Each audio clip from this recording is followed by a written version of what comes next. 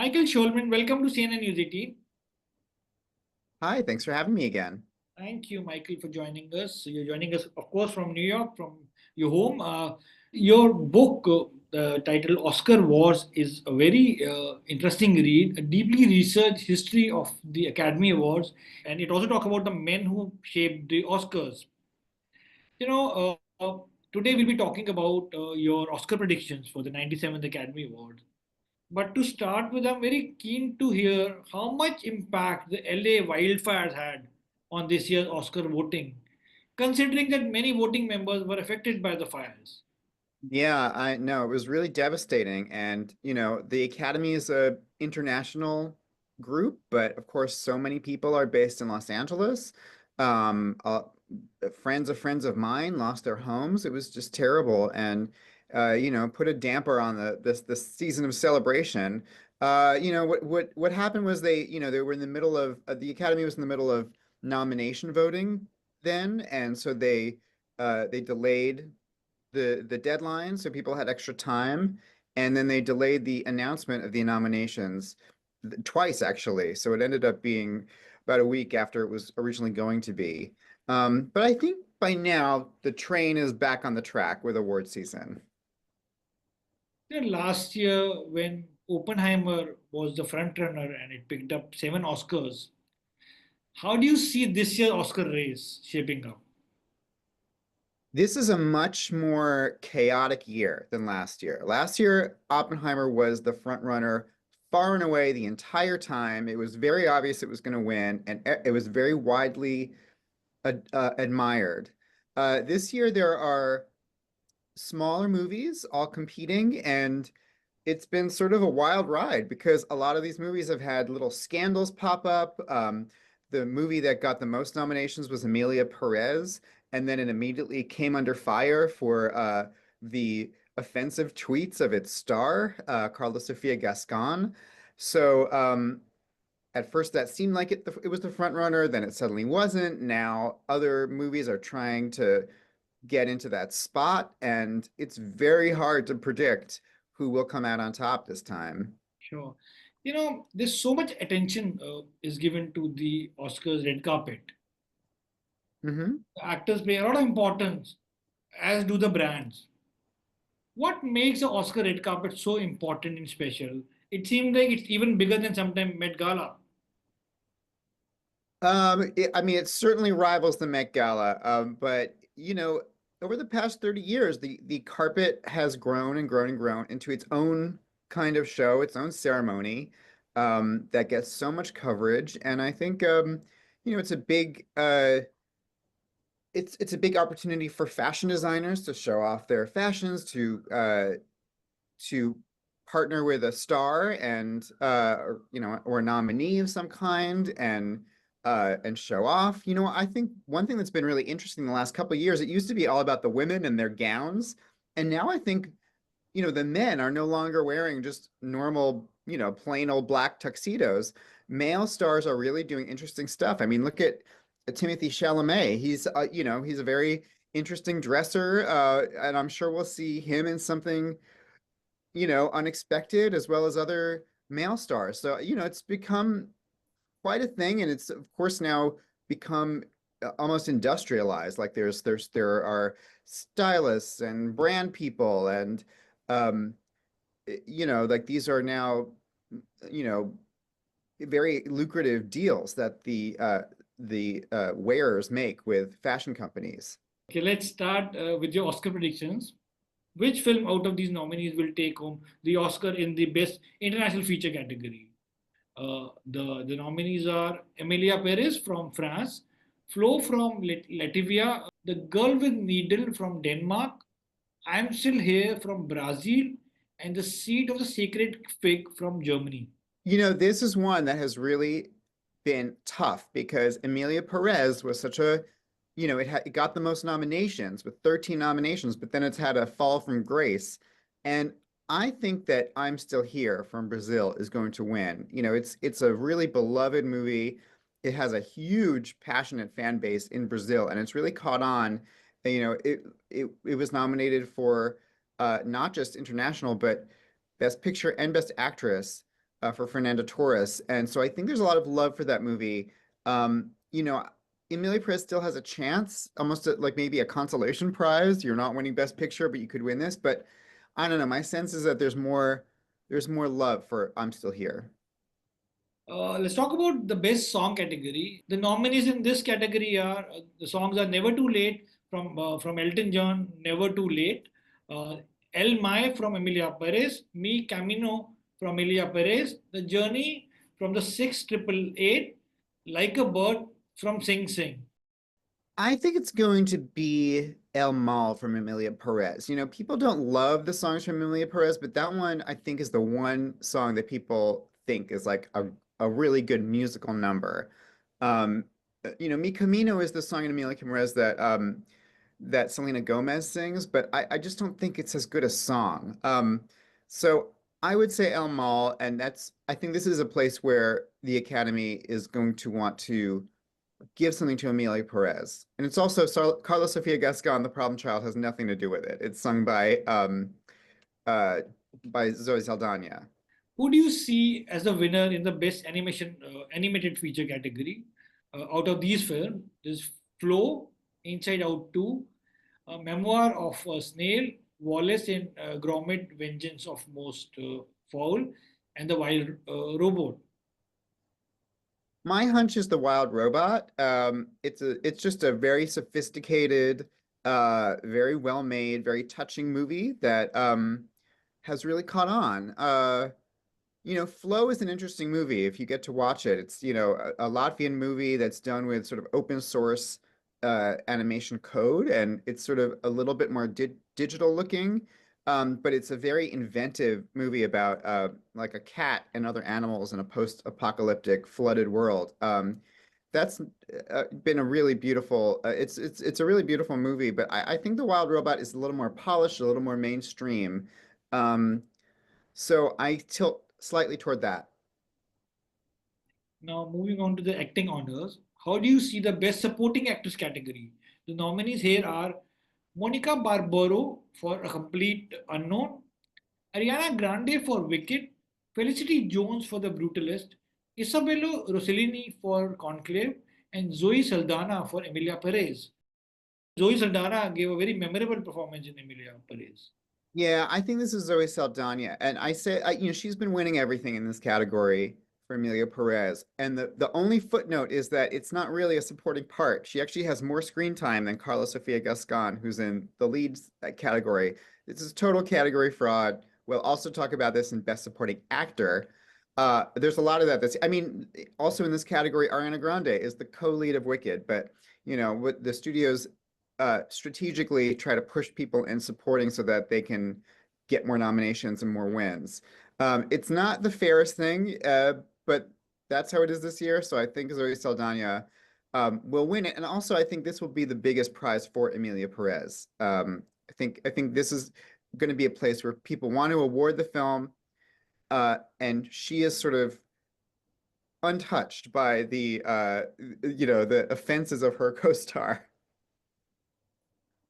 The nominees in the best supporting actor categories are Yura Borsova for the film Anora, Kieran Culkin for A Real Pain, Edward Norton for A Complete Unknown, Guy Pearce from the film The Brutalist, and Jeremy Strong for Apprentice. This is another one where I think everyone is in agreement that Kieran Culkin's going to win for A Real Pain. I thought he was marvelous, but again, it's really a lead, you know, along with Jesse Eisenberg. It's a film about these two cousins, so it's a little bit unfair that he's in this category, much like Zoe Saldana and Ariana Grande. But you know, that's how it shook out, and I think everyone's very excited about this performance, and they love Kieran Culkin. He's someone who's been in the industry since childhood, and obviously had this career resurgence with Succession, which he won an Emmy for. So he's great in the movie. So I think it's going to be Kieran Culkin. Sure. Okay, the next category is the Best Actress category. Here the nominees are Cynthia Erivo for Wicked, Carla Sofia Gascon for Emilia Perez, Mikey Madison for Anora, Demi Moore for The Substance. She gave a very powerful speech at the Globes. And Fernanda Torres for a role in the film I'm Still Here. I think this is Demi Moore for the substance. And, this is a classic kind of Oscar win where it's an old school star of, a glamorous star who, uh, was a giant success in her sort of in her youth. And now she's come back and she's uh, done a sort of risky, interesting film. We see this all the time where like Jamie Lee Curtis, for instance, 2 years ago, sort of classic Hollywood star who has their moment. And I think that she's had real competition from Fernanda Torres, uh, who won a Golden Globe. But I don't know. I just have this sense that people are excited about Demi Moore winning, and her Golden Globe speech definitely helped, where she explained that she was always treated like a popcorn actress, and now she's proving that wrong. That's definitely the kind of story that people in the industry like to latch onto. Now let's look at the Best Actor Oscar race. How do you see this category? The nominees are Adrien Brody for The Brutalist, Timothy Chalamet as Bob Dylan in the film A Complete Unknown, uh, Coleman Domingo for the film Sing Sing, Rafe Fiennes as the Cardinal Thomas Lawrence for the film The Conclave, or Sebastian Stan for The Apprentice. My hunch is Adrien Brody for The Brutalist. He is an Oscar winner already, from another film where he played a Holocaust survivor. Um, yeah, people seem to be really gravitating toward him and toward this performance. I do think his competition is Timothy Chalamet, but I don't know. The Oscars have a tendency to not to award best actresses who are on the younger side and best actors who are on the older side. It's very hard for a male actor in their 20s to win an Oscar for whatever reason. So I would I would lean toward Adrien Brody here. I thought you would say the most acting, the guy who has done the most acting will gonna take home the Oscar. That is often true. Yeah, no, in a way, but I also feel like, it's rare that I would bet against someone playing a famous musician in a film because that always seems to win as well. But not always. I mean, just, I think it was 2 years ago you had Brendan Fraser in The Whale beat Austin Butler in Elvis. And that I think is a similar race where there's a kind of young superstar playing a famous musician versus a sort of middle-aged star who had a big career, 20 years ago and is now kind of coming back. Let's look at the best director race. Will they give it to Sean Baker or Brady Corbett? The nominees in this category are Jacques Odegaard for Emilia Perez, Sean Baker for Anora, Brady Corbett for the film The Brutalist, or the substance director Cordelia Farja, the only female director in this category, or James Mangold for A Complete Unknown. This is a hard one. This is a hard one, and I think it's between Sean Baker for Anora and Brady Corbet for The Brutalist. I'm gonna I'm gonna go with Brady Corbet, but I could be wrong. I don't know. I feel like that movie is about an artist realizing a vision. We've all heard so much about how Brady Corbet made this movie on, a very small budget, but it has this grandness, this scope to it. Um, yeah, I don't know. I just have a feeling that he fits a certain narrative, so I'm gonna go with him. Now let's talk about the final category. That's the best picture category. 10 films are in the race for the top honor, and these are The Brutalist, A Complete Unknown, Conclave, Dune Part 2, Emilia Perez, that is also nominated in the best international feature category. I'm Still Here, Nickel Boys, The Substance, and Wicked. Will it be The Brutalist, Anora, or Conclave? I have changed my mind every week about what's gonna win, so this is not an extremely confident pick. At a certain point, I was convinced that The Brutalist was going to come in right behind and take the front runner slot from Emilia Perez. Then I thought, oh, actually, A Complete Unknown is sort of this big Hollywood hit that everyone loves, and everyone seems to say, oh, it's better than I even thought it was going to be. And um, I spent a couple days thinking, oh, it's definitely going to be Complete Unknown. Now I think it's Anora, and I'll tell you why. Nora, in the past week or two, won the Directors Guild Prize, the Producers Guild Prize. It keeps winning other things, especially these guilds are they have a lot of overlap with Oscar voters. So I think there's a sort of mass movement in the late stage toward Anora. It's a movie that people have loved all along, and it was always a big front runner in this race. And I think because Emilia Perez kind of got taken out by Scandal, uh, it's not a sure bet, but that's my inkling that Anora is now going to win. So then, what is your final tally? Which film will be taking the most number of Oscars this year? Ugh, this is a really hard question. I'll just say the Brutalists. Yeah, Not the Brutalists. You could also win like best score and production design and things like that. So we'll do that. not Emilia Perez. I don't know. Emilia Perez, I see it winning Best Supporting Actress and Best Song, and I'm not sure what else it has. Except maybe Best International, but I don't think so. So I think it'll wind up with two. And in the end, Michael, it'll be 100 years of Oscars after in 3 years from now. Do you think the trend of more diverse nomination will be increasing, especially in the Best Picture category, where there's a non-English language film like Amelia Perez is there this year? Do you see that trend uh, growing up? Yes, the Oscars have gotten more and more international. Partly that's because the Academy has invited more international members in, so it's not as centered on Hollywood as a geographical location. It's not as centered on the American film industry. And, it's been so interesting to see movies like Parasite break through, RRR from India, of course. Um, All Quiet on the Western Front, a German movie. And this year you have, Emilia Perez and The Substance, both with French directors. You have the Brazilian movie I'm Still Here. Edward Berger, who directed Conclave, is a German director. So it feels more and more like the World Cup, where it's a lot of countries with a lot of passionate fan bases, and these movies are not just in the international category; they are major players in all the categories. And before I let you go, you will be conducting a masterclass about the Citizen Kane at this weekend in New York. You, of course, have mentioned it in detail about what happened, why it picked only one Oscar when it was released.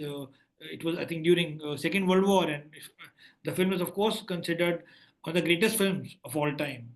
I mean, Citizen Kane is it's sort of the height of craft from the old studio system. It was the rare movie where uh, one person could really control the movie. Orson Welles was the producer, co-writer, star, director, and he had this amazing deal with his studio, RKO, where he got final cut. He got to control the film instead of having a million people from the studio interfere. And I think that has a lot to do with it. It's a funny movie. It's a movie about power and corruption and how a man loses his soul and his moral compass over time.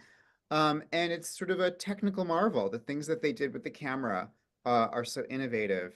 And it's beautifully written. So yeah, I mean, it's an interesting story why it didn't win the Oscar for Best Picture that year and why it got shut out of so many categories. That's something I talk about in my book and try to figure out what happened. But as I say in the first line of the book, the Oscars are always getting it wrong. We'll look back on this year, I'm sure, and think, what were we crazy for, not, for giving to this over that? Some things do not stand the test of time, even when they win an Oscar, and some things lose. And we look back years later, like Citizen Kane, and think, what were they thinking? I love your book, and I have to say that, I only discovered after reading your book that, the best documentary category, when it was introduced to honor the newsreels during Second World War. Yeah, Was that yeah, the reason they introduced that category? yeah. I mean, during during World War II, a lot of great directors like Frank Capra and John Ford were going off and documenting uh, the war for the army, and there was suddenly uh, a lot of sort of not just newsreels, but like real films being made. Um, to show what was happening, you know, whether the battles, the soldiers, the preparation, and that's sort of how the documentary category took off. Well, with that, I want to thank you for taking time out and talking to me and sharing your Oscar predictions with us. I'm looking forward to another book by Michael Schulman. Thank you so much for your time, Michael, and all the best. Thank you for having me, and happy Oscars. Happy Oscars.